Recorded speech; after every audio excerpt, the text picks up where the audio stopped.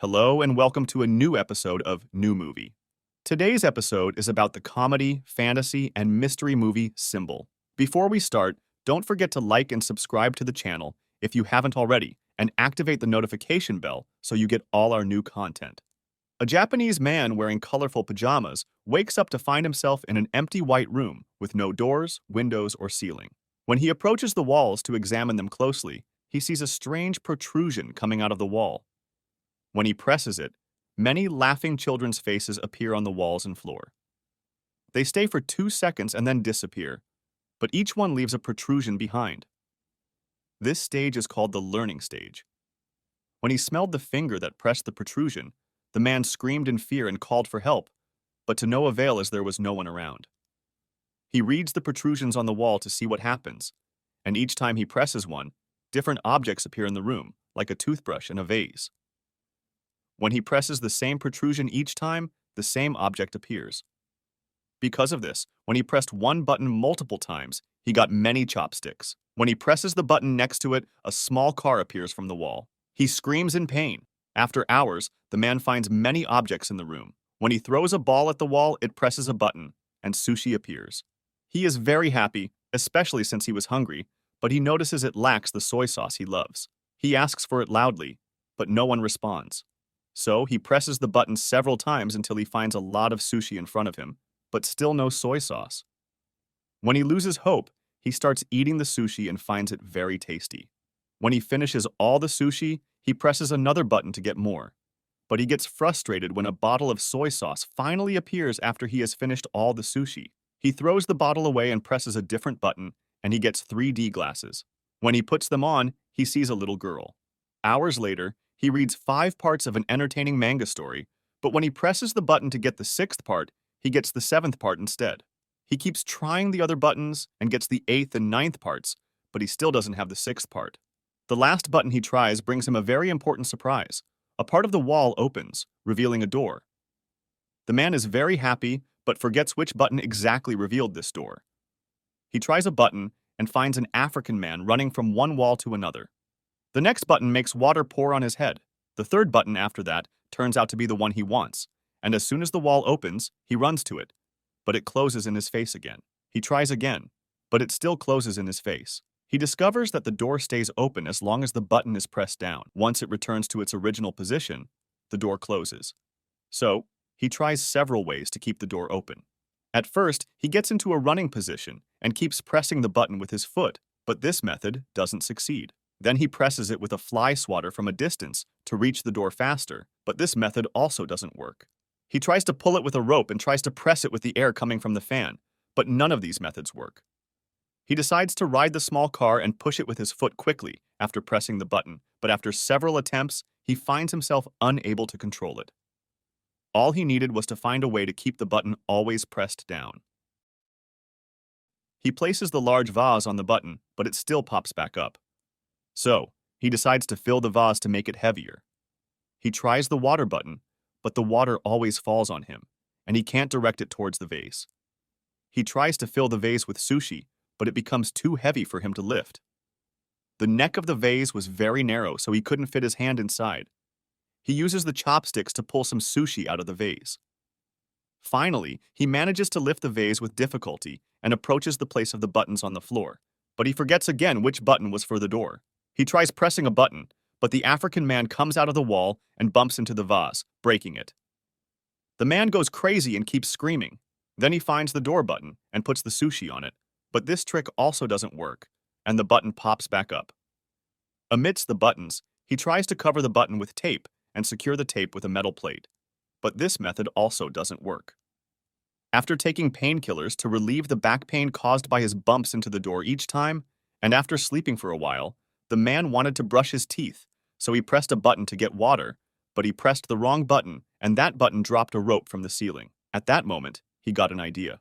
He pressed the door button and used the rope to quickly move toward the door before the wall closed again. He actually reached it, but when he tried to open the door, he found it locked and returned to the room before the wall closed on him. He bumped himself on the way back. He was very upset and hit the wall, accidentally pressing a button that released a key. However, the key disappeared as soon as the button was pressed again. Therefore, to open the door, Both the door button and the key button needed to be pressed simultaneously. He had forgotten about the key button. While trying to remember, he pressed a button that made a dog's head pop out of the wall. The next button he tried did the same thing, but the third attempt released the key. He kept his eyes on it and marked it with sushi. He pressed the button that released the rope and used it to reach the different buttons. He then fell to the ground and saw a plunger in front of him, getting the idea to use the plunger to press the buttons. After one failed attempt, he hung on the rope, reached the key button, and pressed it with the plunger. Then he pressed the door button and it appeared. He quickly moved to it using the rope, inserted the key into the door's lock, and turned it, only to be shocked by an unpleasant surprise. He found a lock at the top of the door needing 3 secret codes to open. He bumped into the door as it closed again. Out of frustration, he threw the plunger at the wall in front of him, noticing that 3 numbers were written on his belt. Since the door opening time was limited, the man executed the same rope and plunger plan 3 times, each time hitting a number on the lock. On the third attempt, the door opened, but it was stuck to the wall. After pushing hard to open it, the wall closed on him again, leaving no space to fully open the door.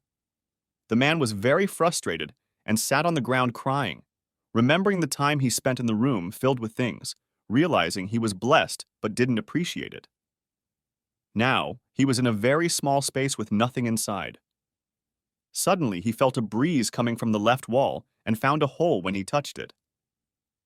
Realizing it was a fake wall, he opened it and ran through a dark corridor, running for a long time before finding an exit. Finally, he reached a room. His hair had grown, and the colors on his pajamas had faded. The room was also empty, and the door he entered through disappeared once he walked in. This time, the wall had shapes of old people, and he chose among them, revealing more buttons. This stage was called practice. Meanwhile, in a city in Mexico, the Antonio family was worried because the famous wrestler, Bhaskar Gutman, hadn't spoken to anyone for a while. His wife thought it was because his next opponent was a younger wrestler, but the grandfather said that experience is more important than youth. The daughter of Oscar Gutman's daughter, Sister Karen, drives him to the wrestling match so he can get ready early at the school. Antonio was being bullied by his classmates because he was betting on his father, Oscar Gutman's win, and his classmates called him a loser and weak.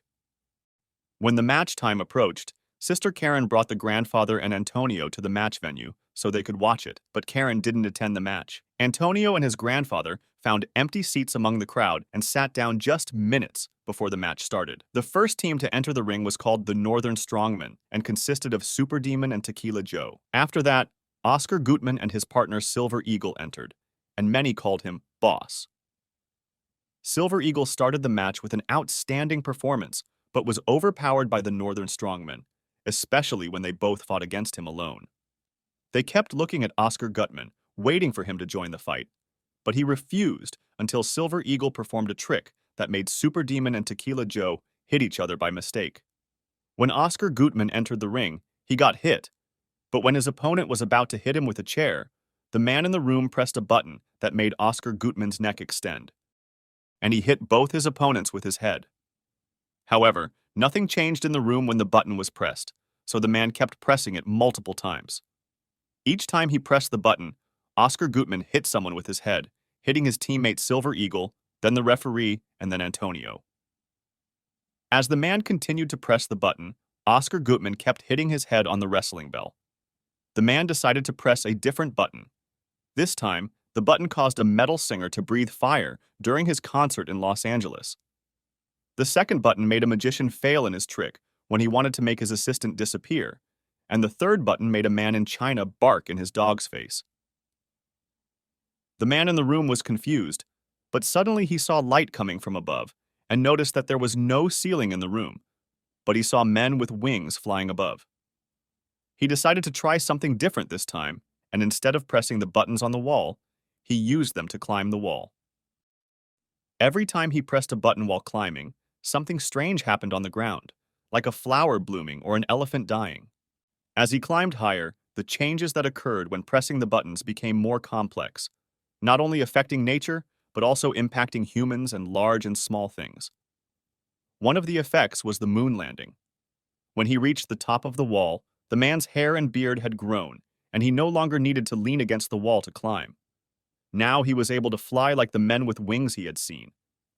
He used the experience he had gained while training in the room before and smiled as the changes happening to the human world had a purpose, instead of pressing the buttons randomly.